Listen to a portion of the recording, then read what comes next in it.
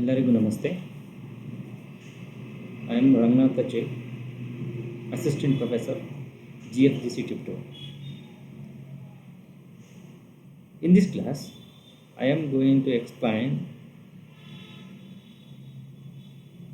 the concept of the financial decision chapter, which is in financial management of the BCom course of Tumkur University 5th semester.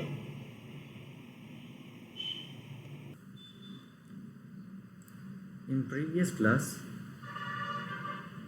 I explained in detail about the capitalization, capital structure and financial structure and their meaning and definition. In today's class, I am planning to discuss about the factors affecting or influencing on capital structure of a business. So here factors are financial risk, cost of capital, cash flow ability to service debt, control, size of company, taxes, firm stage in the life cycle, flexibility and others. These are the factors we can list out which are influencing on the capital structure of the company. Let us discuss one by one. First one, financial risk. This is the risk of cash insolvency because of an uncertainty in future cash flows. This we can say that risk of variation in expected earning to shareholders, earnings to shareholders will increase if the return on investment is higher than the cost of debt and vice versa.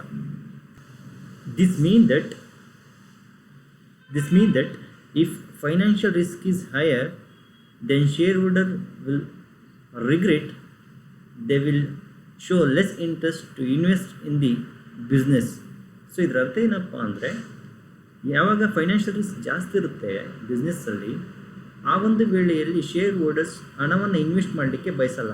ಯಾವ ಬಿಸ್ನೆಸ್ಸಲ್ಲಿ financial risk ಕಡಿಮೆ ಇರುತ್ತೋ ಅಂಥ ಬಿಸ್ನೆಸ್ಸಲ್ಲಿ share holders ಹಣವನ್ನು invest ಮಾಡಲಿಕ್ಕೆ ಬಯಸ್ತಾರೆ. So this factor also influence on the financial structure of the business. Let us look on to the second factor, that is cost of capital. Cost of a source is a minimum return expected by its supplier, which depends on the degree of risk. Theoretically, the optimal debt equity mix for the company is at a point where the overall cost of capital is minimum. Cost of capital andre whatever the returns to the capital. For example, if the interest is given to the debenture, then interest is known as cost of capital, whereas the dividend is declared or given to the shareholders, that is known as cost of capital. Whereas the minimum of the cost, then the capital will.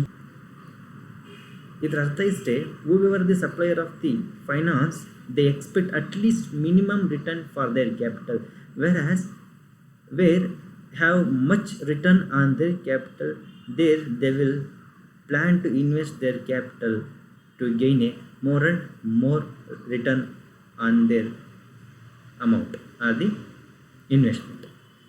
Let us move on to the third factor, cash flow ability to service debt. Servicing of debt does not merely depends on the sufficient profits but availability of cash. It is necessary to estimate cash flows before deciding on the proportion of debt. The analysis brings together business and financial risk of a company.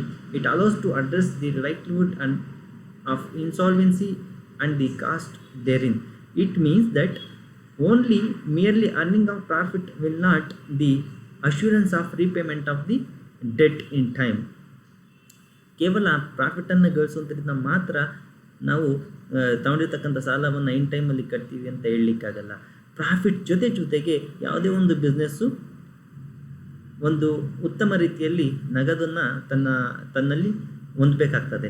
ಉತ್ತಮವಾಗಿರ್ತಕ್ಕಂಥ ಅಂದರೆ ಹೆಚ್ಚು ಪ್ರಮಾಣದಲ್ಲಿ ನಗದು ಇದ್ದರೆ ಆಗ ಮಾತ್ರ ನಾವು ಡೆಪ್ಟನ್ನು ಇನ್ ಟೈಮಲ್ಲಿ, ಸಾಲವನ್ನು ಇನ್ ಟೈಮಲ್ಲಿ ಪೇಮೆಂಟ್ ಮಾಡಲಿಕ್ಕೆ ಸಾಧ್ಯ ಆಗ್ತದೆ. ಸೊ ಕ್ಯಾಶ್ ಫ್ಲೋ ಎಬಿಲಿಟಿ ಯಾವ ಕಂಪ್ನಿಗೆ ಹೆಚ್ಚಿರುತ್ತೋ ಆ ಒಂದು ಕಂಪ್ನಿಲಿ ನಾವು ಆ ಒಂದು ಬಿಸ್ನೆಸ್ಗೆ ನಾವು ಹೆಚ್ಚು ಪ್ರಮಾಣದಲ್ಲಿ ಕ್ಯಾಪಿಟಲ್ ಅವೈಲಬಲ್ ಇರುತ್ತೆ ಅನ್ನೋದನ್ನು ಹೇಳ್ಬೋದು. ಸೊ ಕ್ಯಾಶ್ ಫ್ಲೋ ಅಂತಕ್ಕಂಥದ್ದು ಕ್ಯಾಪಿಟಲ್ ಸ್ಟ್ರಕ್ಚರ್ ಮೇಲೆ ತನ್ನ ಪರಿಣಾಮವನ್ನು ಬೀರ್ತದೆ.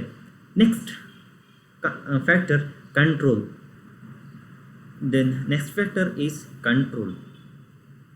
Whereas the control that is balancing between the dilution of control because of more equity and financial risk arising out of variation in the expected future earnings in the use of debt.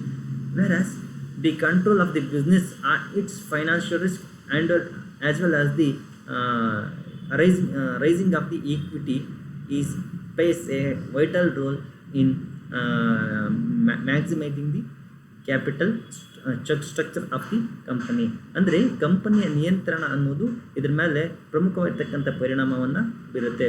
Company ಸರಿಯಾಗಿರ್ತಕ್ಕಂಥ ನಿಯಂತ್ರಣವನ್ನು ತನ್ನ capital ಹೊಂದೋದ್ರ ಮೇಲೆ ಜೊತೆಗೆ financial ರಿಸ್ಕನ್ನು avoid ಮಾಡೋದ್ರಲ್ಲಿ ಚೆನ್ನಾಗಿ control ಇತ್ತು ಅಂದರೆ ಆಗ ಹೆಚ್ಚು ಪ್ರಮಾಣದಲ್ಲಿ ನಾವು ಕ್ಯಾಪಿಟಲ್ ಸ್ಟ್ರಕ್ಚರ್ನ ಹೆಚ್ಚು ಪ್ರಮಾಣದಲ್ಲಿ ಹೊಂದಲಿಕ್ಕೆ ಸಾಧ್ಯ ಆಗ್ತದೆ. ಅಂದರೆ ಹೆಚ್ಚು ಪ್ರಮಾಣದಲ್ಲಿ ಕ್ಯಾಪಿಟಲನ್ನು ಪಡೆಯಲಿಕ್ಕೆ ಸಾಧ್ಯ ಆಗ್ತದೆ.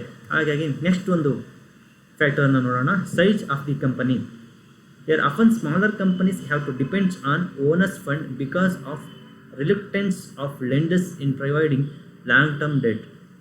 So size of the company ಗಾತ್ರ ಅಂತಕ್ಕಂಥದ್ದು ಸಮೇತ ಕ್ಯಾಪಿಟಲ್ ಸ್ಟ್ರಕ್ಚರ್ ಮೇಲೆ ತನ್ನದೇ ಆಗಿರ್ತಕ್ಕಂಥ ಪರಿಣಾಮವನ್ನು ಬೀರುತ್ತೆ. ಈಗ ಚಿಕ್ಕ ಕಂಪನಿಗಳಿಗೆ ಕಡಿಮೆ ಪ್ರಮಾಣದಲ್ಲಿ ಅವರಿಗೆ ಸಾಲ ಸಿಗುತ್ತೆ. ಲಾಂಗ್ ಟರ್ಮ್ ಡೆಟ್ ಈಸಿಯಾಗಿ ಸಿಗೋದಿಲ್ಲ, ಯಾಕಂದರೆ ಆಗ ತಾನೇ ಪ್ರಾರಂಭವಾಗಿರ್ತಕ್ಕಂಥ ಕಂಪ್ನಿ ಆಗಿರುತ್ತೆ ಅಥವಾ ಅದರ ಗಾತ್ರ ಏನಾಗಿರುತ್ತೆ ಫೈನಾನ್ಷಿಯಲ್ ರೂಪದಲ್ಲಿ ಫೈನಾನ್ಸ್ ಹಣಕಾಸಿನ ದೃಷ್ಟಿಯಲ್ಲಿ ನೋಡೋದಾದರೆ ಆ ಕಂಪನಿಯ ಗಾತ್ರ ತುಂಬ ಕಡಿಮೆ ಇರುತ್ತೆ.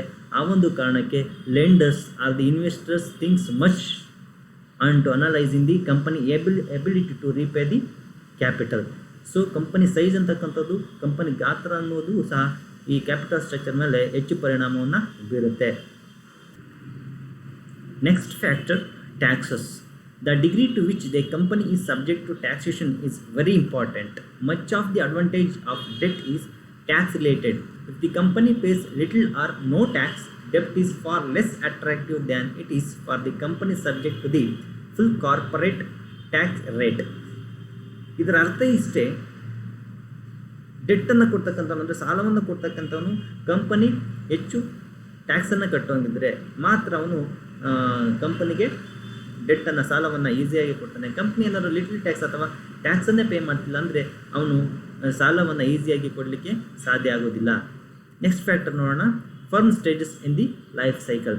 ಸ್ಟಾರ್ಟ್ಸಪ್ first stage startups are introductory stage ಅಂತ ಕರಿತೇವೆ. Owners equity and bank debt.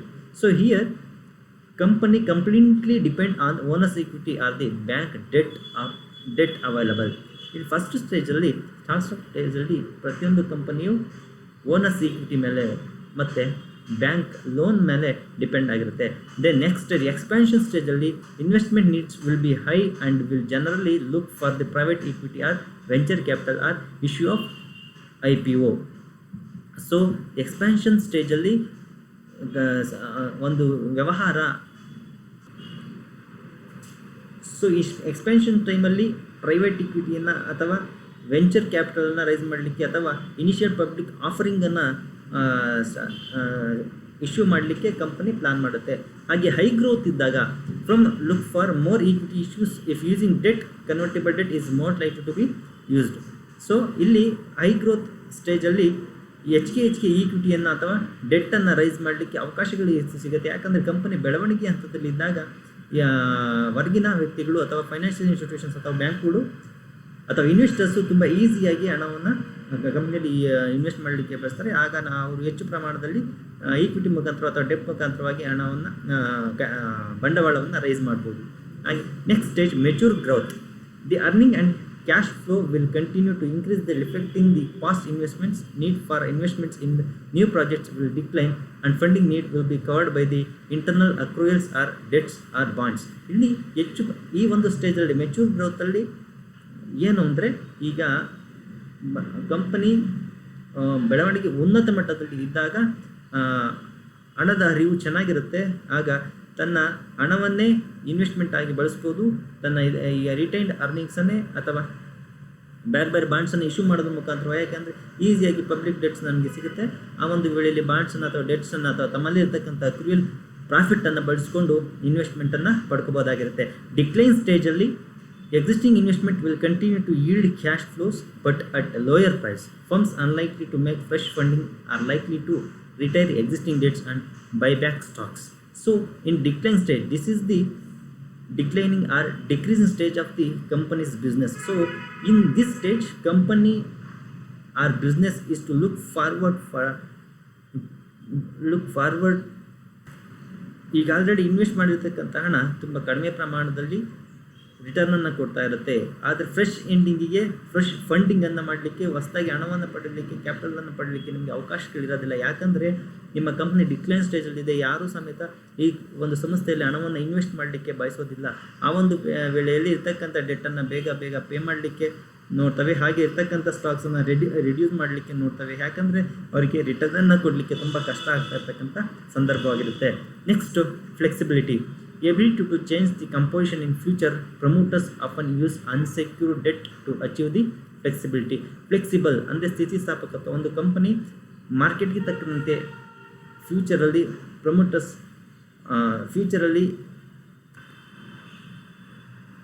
So ability to change the composition in future. Promoters often use unsecured debt to achieve the flexibility. Flexibility means which is easily realizable, which is easily convertible into the cash. When the investor expects easily conversion their investment into cash, then we can say that flexibility in the investment. So ಯಾವ ಒಂದು ಹೂಡಿಕೆದಾರರು actually ಅವರು ಹೆಚ್ಚು ಫ್ಲೆಕ್ಸಿಬಲನ್ನು ಬಳಸ್ತಾರೆ. ಯಾಕೆಂದರೆ ಬೇಗ ಅವ್ರಿಗೆ ತಮ್ಮ ಹೂಡಿಕೆಯನ್ನು ಫ್ಯೂಚರಲ್ಲಿ ಅನ್ಸರ್ಟನ್ ಇದ್ದಂತ ಗೊತ್ತಾಗತ್ತೆ, ಆ ಹೂಡಿಕೆಯನ್ನು ಹಣವಾಗಿ ಕನ್ವರ್ಟ್ ಮಾಡಲಿಕ್ಕೆ ಅವ್ರಿಗೆ ಅವಕಾಶಗಳಿರಬೇಕಾಗ್ತದೆ. ಸೊ ಈ ಫ್ಲೆಕ್ಸಿಬಿಲಿಟಿ ಯಾವ ಪ್ರಮಾಣದಲ್ಲಿದೆ ಅನ್ನೋದು ಸಹ ಕ್ಯಾಪಿಟಲ್ ಸ್ಟ್ರಕ್ಚರ್ ಮೇಲೆ ಪರಿಣಾಮವನ್ನು ಬೀರುತ್ತೆ. ಹಾಗೆ ಅದರ್ ಫ್ಯಾಕ್ಟರ್ಸನ್ನು ನೋಡೋಣ. Market conditions are depend for the company will also influencing on the capital structure of the company. Whereas high demand for the company, then it can raise capital very easily. That time it can maximize the capital structure. Then period of finance. When the period or the time of finance is longer, then the investment or the expected capital is very less. ಯಾಕೆಂದರೆ period of finance long ಇದ್ದಾಗ invest ಮಾಡ್ತಕ್ಕಂಥವ್ರು ತುಂಬ ಕಡಿಮೆ ಪ್ರಮಾಣದಲ್ಲಿ ಇರ್ತಾರೆ. ಹಾಗೆ industry ಅದು capital intensive ಅಥವಾ ಕ್ಯಾಪಿಟಲ್ ಇಂಟೆನ್ಸಿವ್ ಅಲ್ಲದೆ ಇರ್ತಕ್ಕಂಥ ಕಂಪ್ನಿನ, ಸೊ ಆ ಒಂದು ಕಂಪನಿಗಳು ಸಹ ಈ ಒಂದು ಕ್ಯಾಪಿಟಲ್ ಸ್ಟ್ರಕ್ಚರ್ ಮೇಲೆ ಹೆಚ್ಚು ಪರಿಣಾಮವನ್ನು ಬೀರ್ತವೆ. ಕ್ಯಾಪಿಟಲ್ ಇಂಟೆನ್ಸಿವ್ ಇಂಡಸ್ಟ್ರೀಸ್ ಏನಾದರೂ ಆಗಿದ್ದರೆ ಅವುಗಳಿಗೆ ಹೆಚ್ಚು ಪ್ರಮಾಣದಲ್ಲಿ ಬಂಡವಾಳ ಬೇಕಾಗಿರ್ತದೆ. ಸೊ ಅವುಗಳಿಗೆ ಬಂಡವಾಳವನ್ನು ಒದಗಿಸ್ತಕ್ಕಂಥದ್ದು ತುಂಬ ಕಷ್ಟಕರವಾಗಿರ್ತಕ್ಕಂಥ ಕೆಲಸವಾಗಿರ್ತದೆ. ಯಾಕಂದರೆ ಇನಿಷಿಯಲ್ ಸ್ಟೇಜಲ್ಲಿ ಅವುಗಳಿಗೆ ಅಂಥ ಒಂದು ಬಿಸ್ನೆಸ್ಗಳಿಗೆ ತುಂಬ ಕಡಿಮೆ ಪ್ರಮಾಣದಲ್ಲಿ ಬಂಡವಾಳ ಅವೈಲಬಲ್ ಇರುತ್ತೆ. ಆದರೆ ಹೋಗ್ತಾ ಮೆಚುರಿಟಿ ಸ್ಟೇಜ್ಗೆ ಮತ್ತು ಹೈ ಮೆಚುರಿಟಿ ಸ್ಟೇಜ್ಗೆ ಹೋದಾಗ ಆ ಒಂದು ಕಂಪ್ನಿಗೆ ಈಸಿಯಾಗಿ ಕ್ಯಾಪಿಟಲ್ ಅವೈಲಬಲ್ ಇರುತ್ತೆ. ಸೊ ಈ ರೀತಿ ಹಲವಾರು ಅಂಶಗಳು ಕಂಪನಿಯ ಅಥವಾ ಬಿಸ್ನೆಸ್ನ ಕ್ಯಾಪಿಟಲ್ ಸ್ಟ್ರಕ್ಚರ್ ಮೇಲೆ ತನ್ನದೇ ಆಗಿರ್ತಕ್ಕಂಥ ಪರಿಣಾಮವನ್ನು ಬೀರ್ತವೆ. ಸೊ ಇಲ್ಲಿಗೆ ಈ ಒಂದು factors influencing on capital structure ಈ ಒಂದು ಕಾನ್ಸೆಪ್ಟನ್ನು ಇಲ್ಲಿಗೆ ಏನು ಮಾಡಿರೋಣ. ನೆಕ್ಸ್ಟ್ ಕ್ಲಾಸಲ್ಲಿ ಮುಂದಿನ ಕಾನ್ಸೆಪ್ಟನ್ನು ಡಿಸ್ಕಸ್ ಮಾಡೋಣ. ಎಲ್ಲರಿಗೂ ವಂದನೆಗಳು.